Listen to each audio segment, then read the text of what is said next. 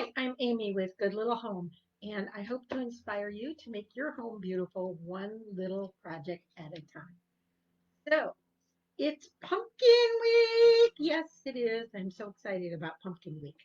So, before we really get into starting our first craft, I know you guys hate it when you do, hello, Betty, hello, Anne, hello, hello. So, I'm not going to do that.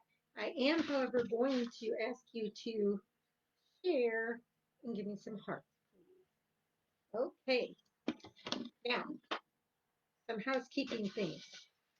Um, First of all, let's talk a little bit about tools. Your tools that you're going to use this week in making your pumpkins are important.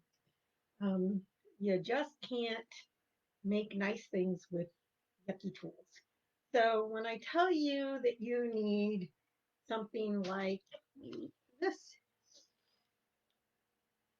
a seafoam sponge as an applicator. That is what you need.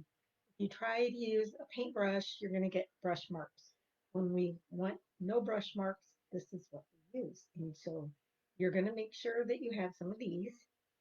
You're going to need some chip brushes. Um, you know, these are kind of expensive chip brushes, but they have them at the dollar store, two for a buck. So you're going to need chip and then you're going to need the supplies for each project. You may also, along the way, need, I thought I had all this stuff in, just a regular synthetic bristle brush. So you probably want to have one of those. And these are things you should have in your craft room anyway. So just a review of some of this stuff before we really get started. Okay, so the first thing we're going to make is and I didn't bring the example in. Okay, well, I have one that's almost done. So we're going to be making this. And I don't know if you can see when I hold it up close to the camera, the texture and chippiness on it. We want this to come out looking like something that you might have found sitting out in a barn. So that's the goal of this pumpkin. So let's get started on it. And there is another housekeeping thing before I switch my screen. I really prefer working on these.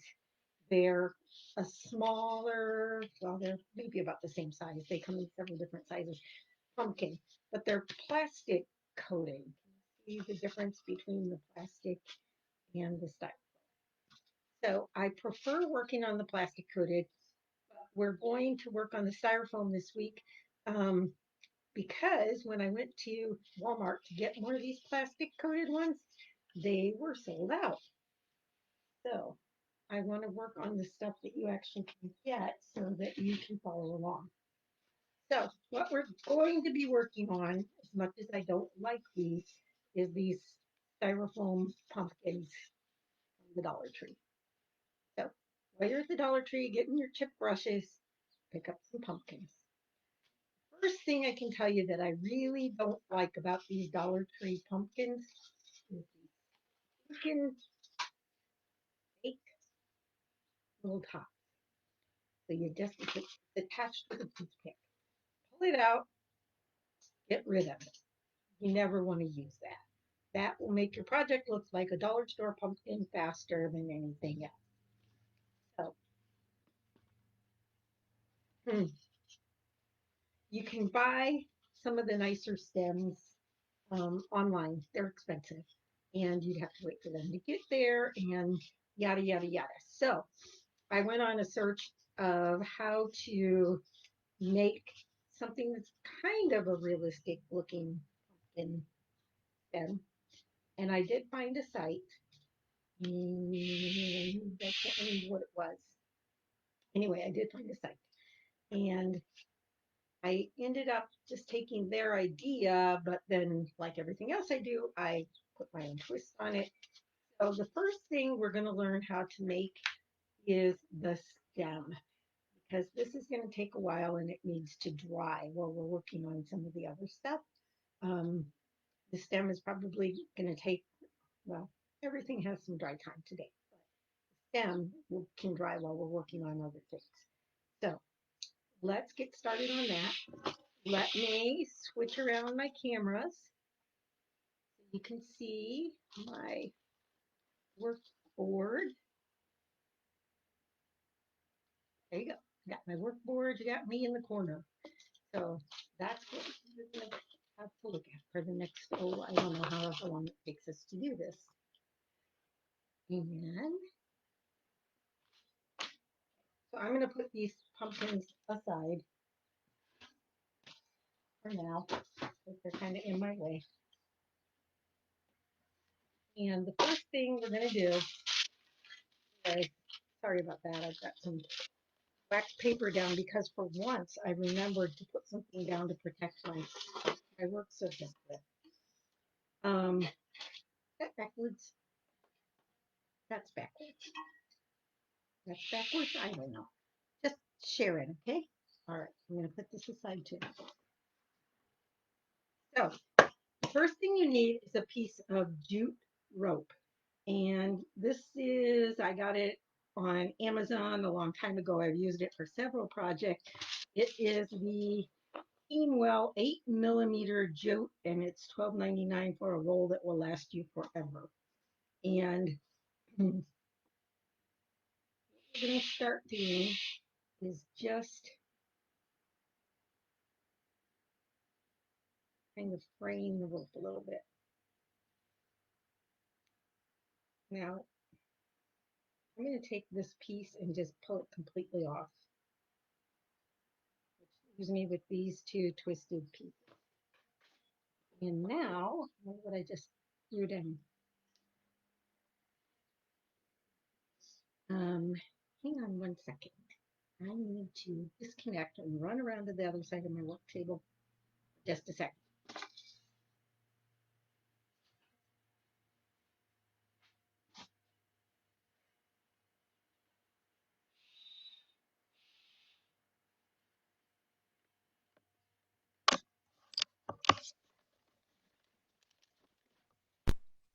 I thought I was ready. I really did. Okay. Just a couple things I need to do. I got to close the window, or else I'm going to hear goats and traffic when it's hot in here. Okay. Back and ready to go. Now, you might not have been able to hear me very well before because I didn't have my microphone plugged in on the other end. I had it on, but not plugged in. Par for the course for me. Okay, so now I have this kind of pulled apart a little bit. I'm going to take a piece of florist wire. I don't know if you can see that. It's pretty thin, but it's just standard florist wire. And don't clip this with your scissors, guys. It'll ruin your scissors. It's another thing about tools. Have some wire cutters in your craft room. Okay, one more thing. I put my husband and my dog down for a nap before I started. So I was hoping we wouldn't get interruptions from dog barking or from husbands coming in. And I think we're good on that. But what I didn't do, and there's no way to keep this from happening, in case you don't know it, some of you do, some of you don't. You hear that scream? I have a cockatoo, and he's pretty loud. And he screams whenever he feels like it, which is apparently now. So we're just going to have to work around the bird screaming. All right, now, all I've done was I took my wire, and I'm just going to stick it in here to my rope. I'm going to take my rope, and I'm going to try to kind of twist it around and braid it back together so that it's got the wire hidden in the middle of it.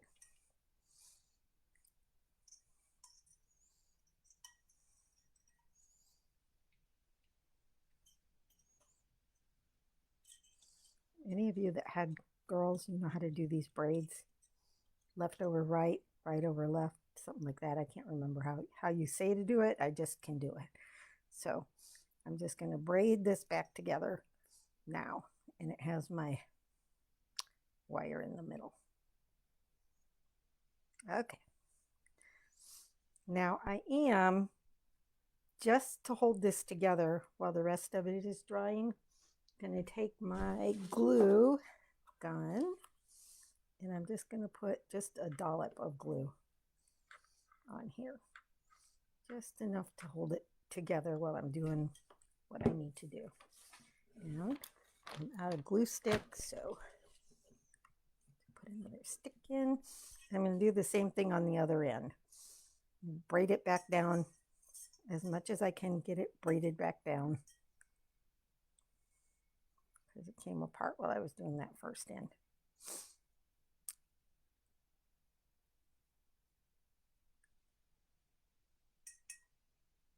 Can you guys see?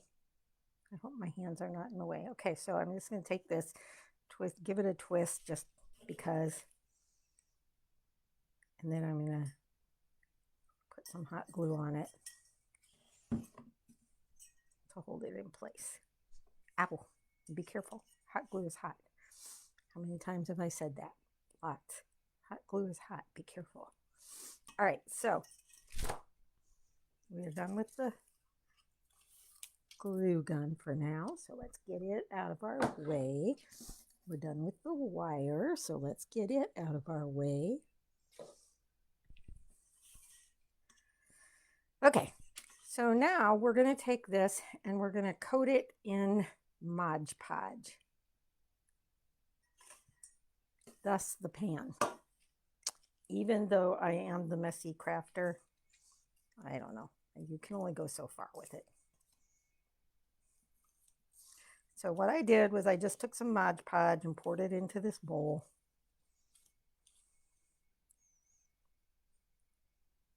I guess I could have done this with a paintbrush, huh?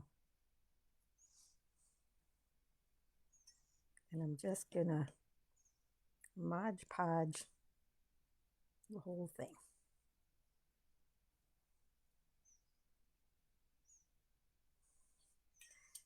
Okay, you might want to have something to wipe your hands on. I do have some water here. Hold on 1 second, let me get the Mod Podge off my fingers because it wouldn't be good later on. Have sticky fingers. Okay. Now, the next thing we're going to do is we're going to take some just regular cinnamon and sprinkle it on. Why isn't it coming out? Come on. And you want to get a pretty heavy coating all the way around of your cinnamon. And it smells like fall, so you know you'll have a lovely pumpkin that smells like fall when we're done. Okay. Roll this around in here. Like I said, I really want to get it as well coated with the cinnamon as I can. That kind of, I don't know, it makes it look more organic. So it doesn't look quite like a rope now. It's looking a little more stemish, don't you think? Okay, so we're going to put this aside and let it dry. And we're going to go on to the pumpkin. Okay, this one I have already put the stem in. So to protect the stem, I'm going to go ahead and grab some painter's tape and just put the tape around the stem.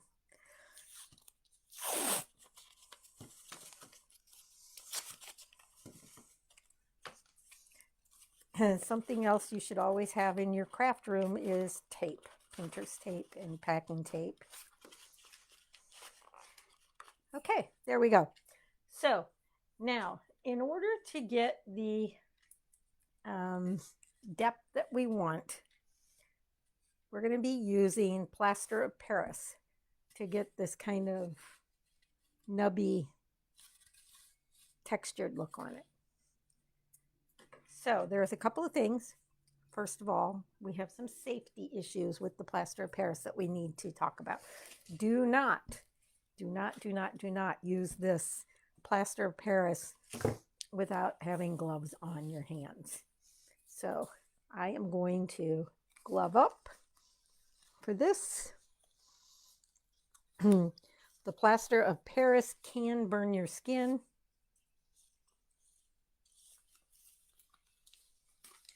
And this plaster of Paris that I'm using is just the DAP plaster Paris from Home Depot.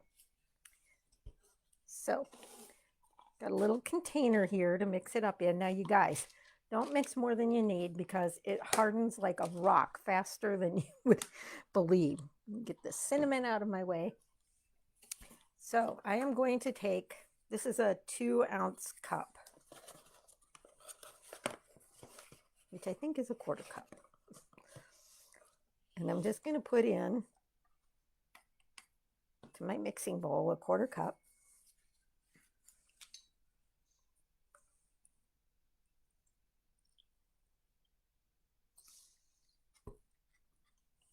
And a 1/4 cup. Then I'm going to grab one of my popsicle sticks and just stir it up.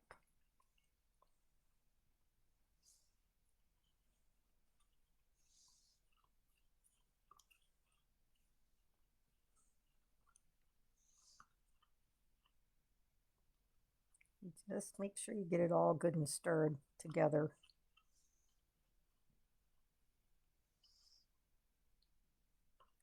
This is a little bit thin, but believe me, it will thicken. So I'm going to let this sit here.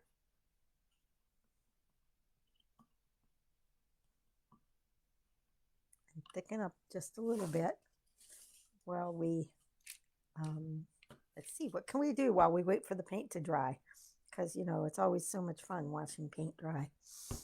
Okay, here's what we can do. We can have coffee because it's 5 a.m. somewhere. So this is my beverage of choice, black coffee. It will keep us going through the project. Okay, this is going to take about 5 minutes to thicken up. So while this is doing that, let's talk some more about a different aspect of what I don't like about the styrofoam pumpkins, which is that you can see the styrofoam. They're nubby. Now, this one is not so bad because I painted it before I started. I kind of sealed up the styrofoam, and I just used this Crafter's Essential, poured it into my little bowl and painted it on. Took about an hour to dry, and it only needed 1 coat. So, of course, that was orange on orange. Now, I also made, see if I can reach it.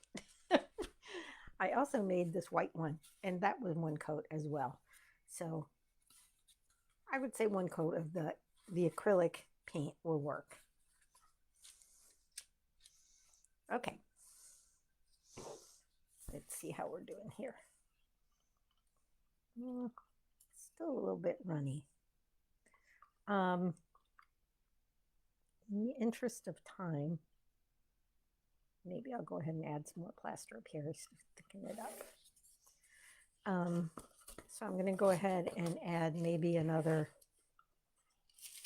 1/8 of a cup, like half of this.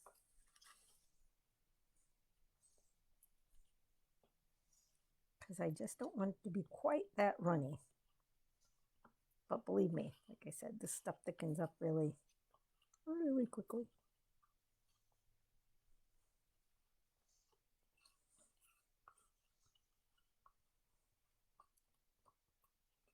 Okay, that's better. It's just maybe more like sour cream or yogurt than water consistency. Okay, and I'm going to just use my chip brush and paint it on. Also, I would like for you to note, when you use hot glue on styrofoam, it melts. So I kind of actually melted my stem in place. but that's okay because we can fill that little divot up with the plaster Paris.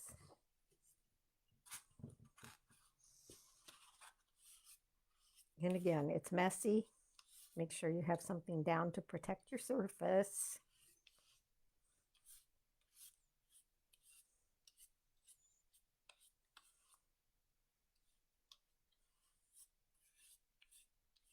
And you can still see a lot of the orange through it. That's okay.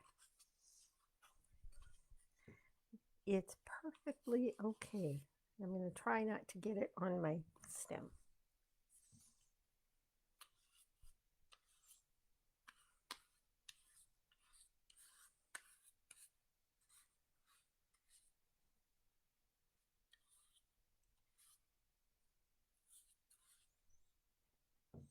Okay. Can you see how thick this is getting on us already? So you have to work kind of fast. Once it starts to thicken, it really thickens quickly. See that? It doesn't even run off anymore.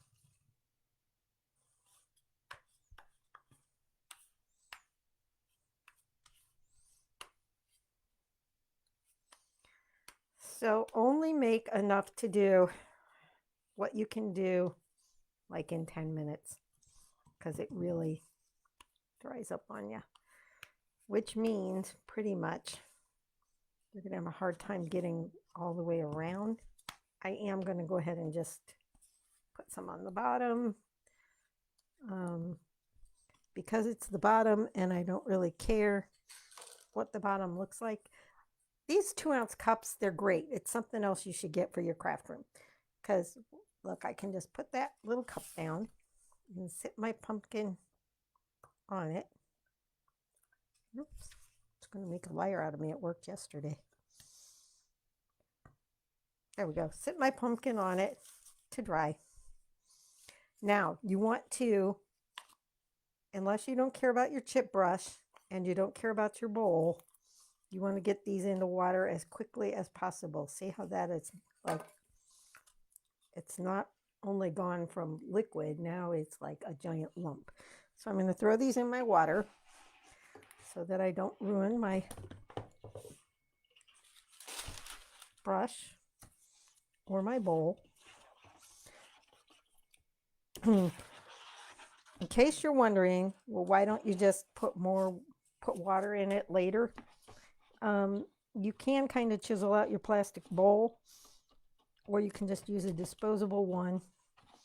But once it dries in your brushes are goner. So I don't want that to happen to my brush. Okay, so this is one coat of the plaster of Paris. And I really kind of want to do two. So in the interest of, again, not watching plaster of Paris dry, I have another one, the one we were looking at earlier, this one. This already has 2 coats of the plaster of Paris on the pumpkin. So we are ready to go ahead and do the next step with it, which I need my water for again. And sorry, my water is kind of a mess now because I have things floating in it.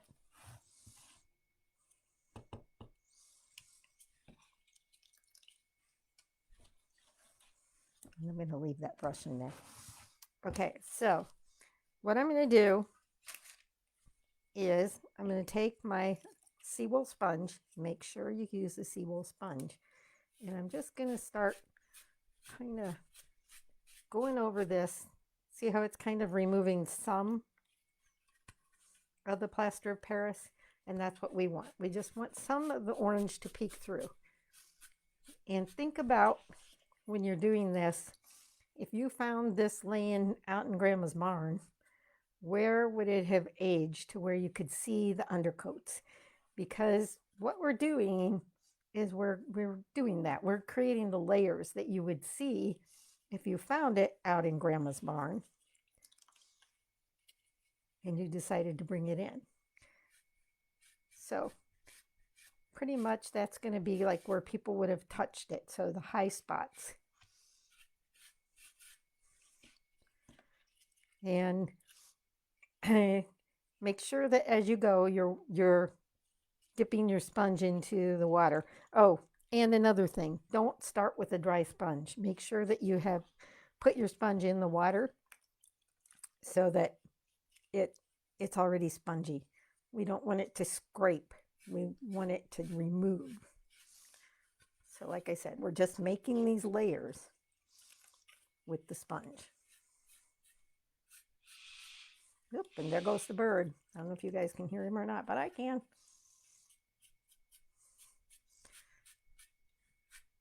And I'm not digging in. I'm just kind of lightly wiping over it. And then going back into my water and getting the plaster of Paris off my sponge.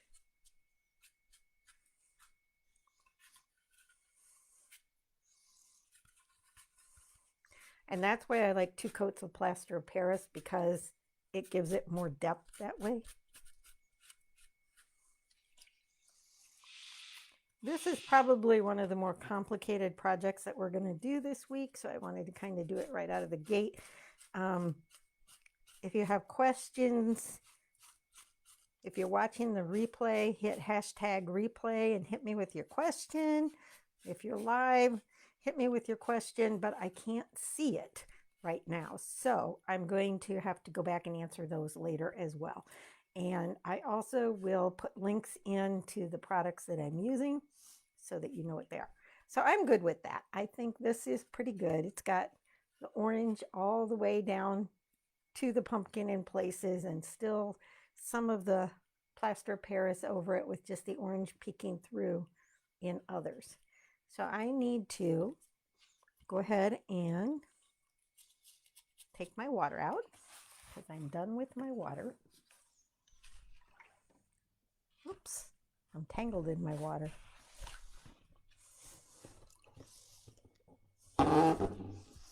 Okay, so now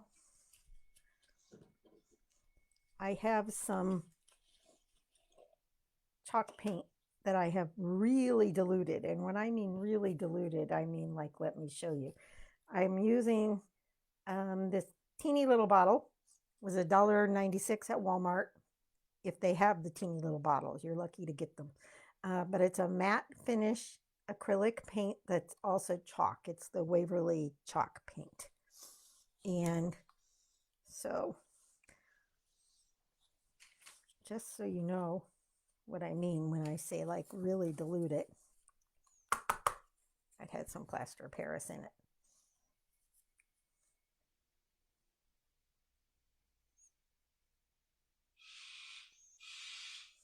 That little bit.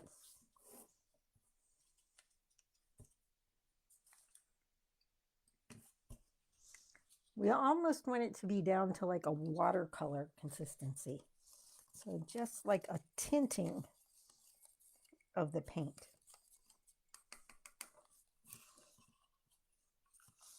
I think that one is just a little bit thinner than this. I'm going to give it just another little dot, not much, of paint.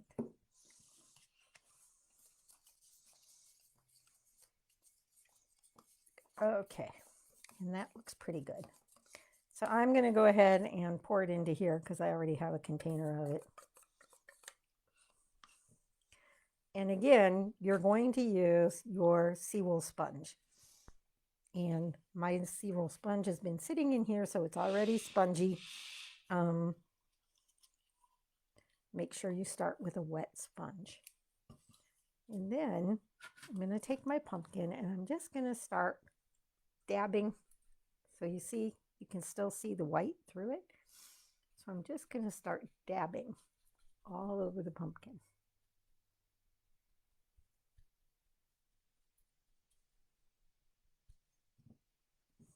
And when you feel like you're running out, and notice I am squeezing. I don't want this to be drippy wet.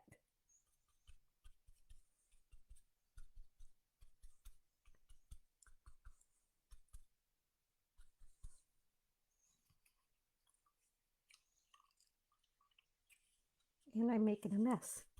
I swear I should not have done Good Little Home. I should have just been the messy crafter, because that's what happens. Oh well, it's life.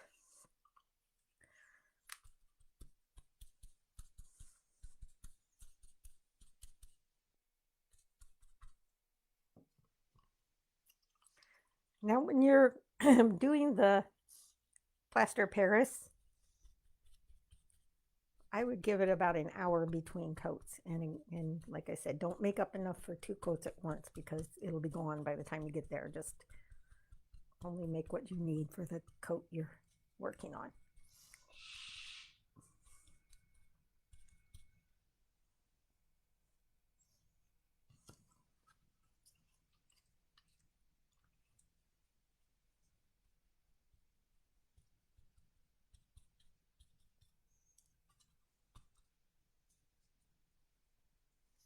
Okay, now this needs to dry, but see how it's, I wish you were here. Let me see. I guess about there you can actually see that that what we've done is we've created layers in our pumpkin. You can't do this with sandpaper. You just really can't. You have to do it by the way we just did, by actually creating the layers. If you try to do this with sandpaper, it's not going to look the same. Now, I've kind of messed up the top with my fingers. So, whoopsie. I want my other pumpkin. You can mix up a little bit more of your plaster of Paris and go back over that again.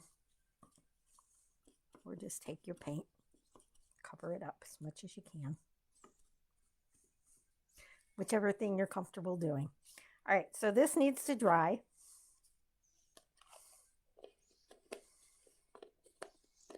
Put the lid back on my paint so it doesn't dry. And by the way, if you try that trick with the plaster of Paris, it still turns into a giant lump, even putting it in a sealed container. So if you were thinking you'll make enough for all of it, put it in a sealed container. That doesn't work. Okay, so I'm going to try to kind of move our guy out of the way here. And I can take off my gloves now because I'm done working with the plaster of Paris. Oh, sorry, my nose itches. Okay, so now we're going to go back to our little stem that's been drying while we worked on this. And it's not incredibly dry, but it's probably dry enough. So I'm just going to kind of, I might as well just pour this out. I'm going to throw away this piece of plastic anyway. Get to there, and now I need to add another coat of Mod Podge on it and let that dry. And I think instead of running it through, I'm just going to go ahead and brush it on so it's a thinner coat. It'll dry faster. When you do that first coat, just make sure that you really get a lot on there. So now I'm like sealing my cinnamon in.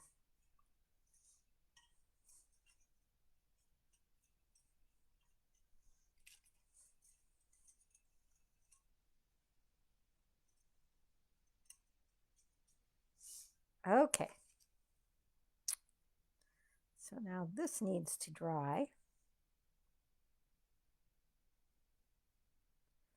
I am not a fan of rushing the drying process, but today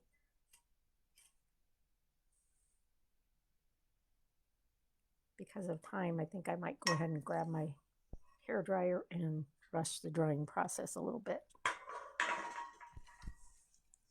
Look what a beautiful mess we've made. Got no place to put this guy down while I put the lid back on my paint. I guess right there. Right there. It's off camera, but it was kind of a clean spot in my parchment paper, which, by the way, is what I like to use to cover up my work area. Is my parchment paper. Okay. So, like I said, I think I am going to have to go ahead and use my hair dryer. Try to brush this out of the way so we don't get cinnamon flying everywhere when I turn it on.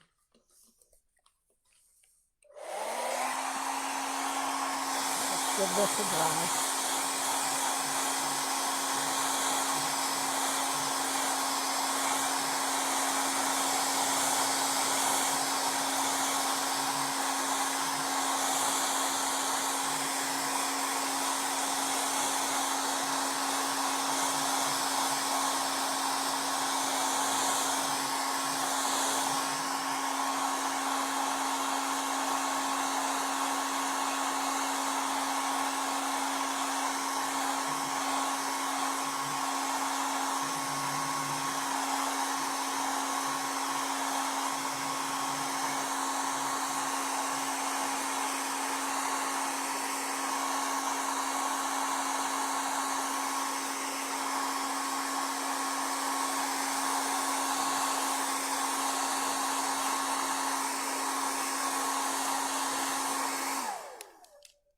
All right, well, Mod Podge doesn't like to be rushed when it's drying, so I'm just going to go ahead and put that back to the side again.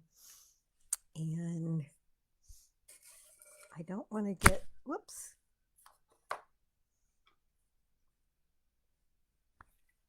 cinnamon all over my pumpkin. So hang on one second while I clean up my mess a little bit, or at least shove it to the side.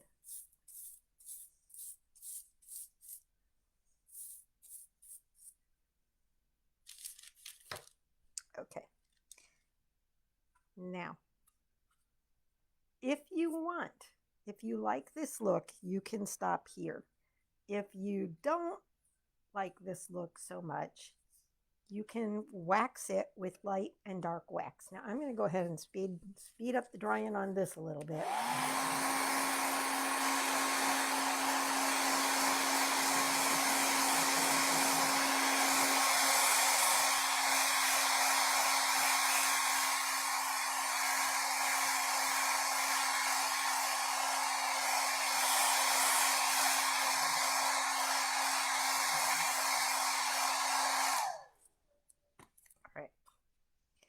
Now,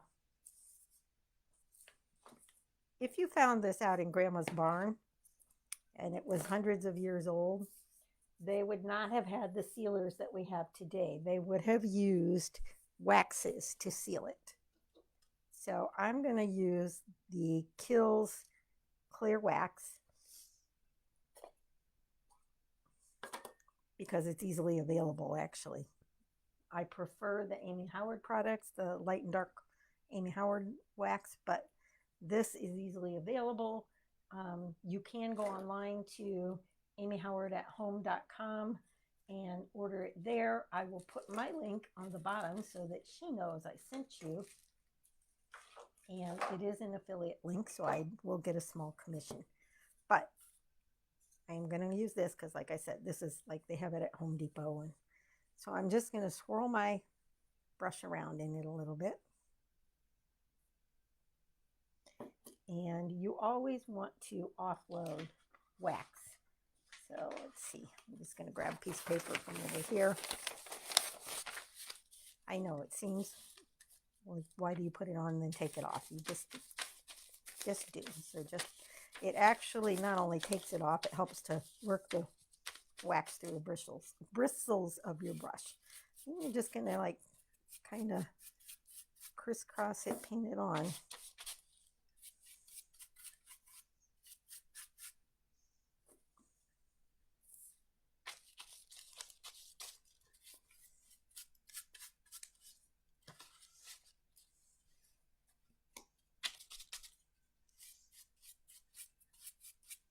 You can see that it's taken off a little bit of the color too. That's okay. That's happening because it wasn't dry enough. If it had dried all the way, it wouldn't be doing that.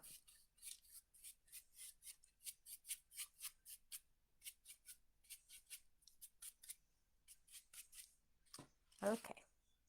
Now, we need to wait for this wax to dry, or they call it coming to tack.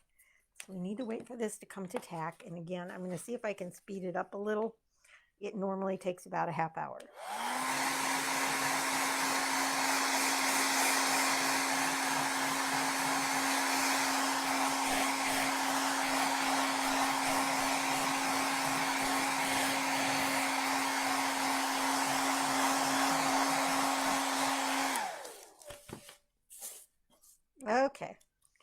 So that doesn't really work very well with wax because it just kind of melts it, but I think it's melted it in enough that we can go on to the next step. So for the next thing, and I'm going to show you what just happened here in just a second. I'm going to take the wax, and I have a brush dedicated to this black wax, and I just stuck some there. You can put it in a dish if you want. And again, just a really teeny tiny amount of paint goes with it.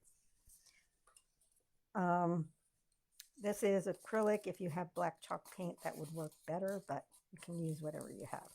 And it's not going to use very much of this.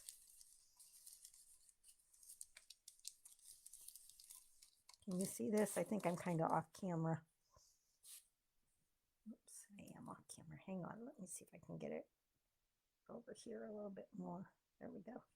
So I just took a pinch of this, stuck it on my wax paper, and put in like 1 drop of the black paint. Now, people, you can age something this way, or you can ruin your project this way.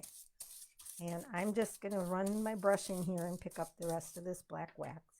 Now, you want to very carefully, like almost not touching it at all, just whisk this over the areas, again, where people might have touched it, where over time it might have become a little bit dirty.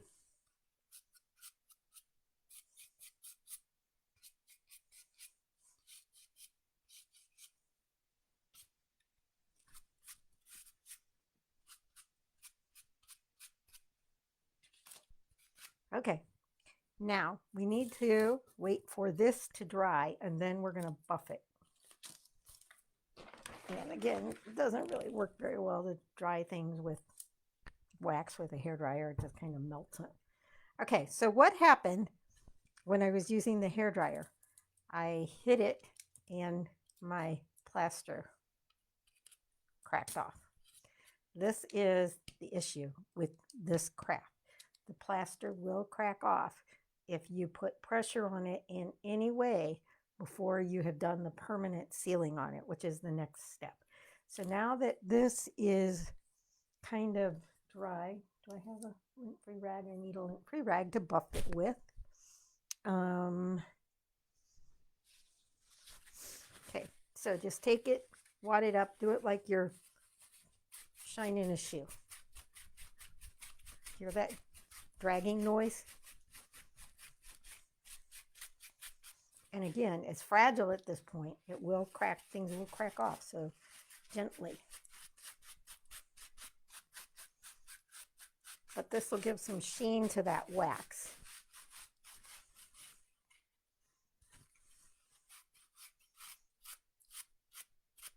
Okay, so our spot there, we have choices on how to fix it. We can go back to the plaster Paris and put some of that on and kind of make a patch of it, let that dry, and then come back in with the seawool and go over it again. That will fix that. So for now, I'm just going to leave it like that, just because you have seen it now and you know what can happen. It is kind of fragile. I'm going to take my stem, and in case you didn't know it, these pumpkins are actually hollow.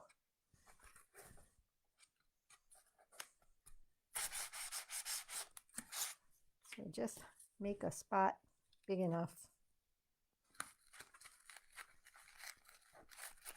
to stick your stem in. If you hot glue it, it's going to melt and it's going to give you that little divot. So that was okay if we had put it in at the beginning, but we're not putting it in until the end. So if you don't put yours in until the end, I would either just like use some regular Elmer's glue or Mod Podge to hold it in place. Where'd I put the rest of my Mod Podge? I don't know. Anyway, that's what you can do.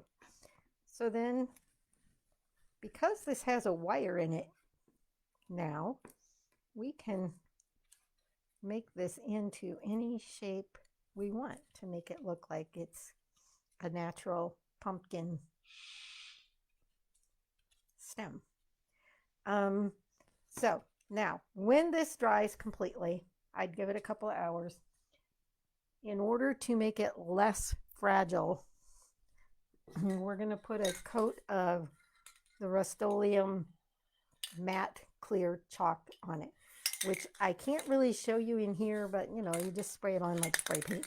I can't show you because I have birds in my house and that would not be good. The VOCs from this stuff will kill birds. So we want to be very careful about that. So, but like I said, you just spray it on like a regular spray paint and that will give you a coating on your pumpkin and keep it from being quite as brittle. Okay, so we have made quite a mess, but we have also made a beautiful kind of old world layered looking pumpkin from a Dollar Tree pumpkin. So tomorrow we'll be doing another pumpkin craft.